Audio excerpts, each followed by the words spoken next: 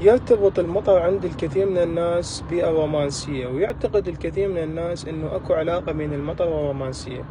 يقدم علم النفس التطوري تفسير هذه العلاقة بين المطر والرومانسية، وتأتي الفكرة من فكرة الإخصاب نفسها، حيث كان يعتقد الإنسان الأول أنه أكو علاقة بين السماء والأرض، وكذلك العلاقة بين الرجل والمرأة من حيث الإخصاب.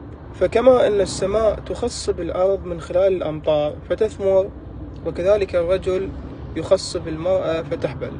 لذلك كانوا بأوقات شحة الأمطار يقدمون نوع من أنواع الطقس الجنسي الجماعي لاستحضار الأمطار من الآلهة.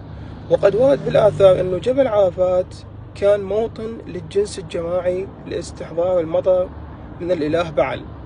وظلت هذه الفكرة عند الإنسان الحديث بلا وعي لا شعوريا، فالعلاقة بين السماء والأرض كذلك العلاقة بين الرجل والمرأة عند الإنسان الأول، واستمرت عند الإنسان الحديث. وكذلك علم النفس الفرويدي يقدم تفسير لجميع أنواع الرومانسية بأنها نوع من الرغبة الجنسية اللاشعورية. وشكرا.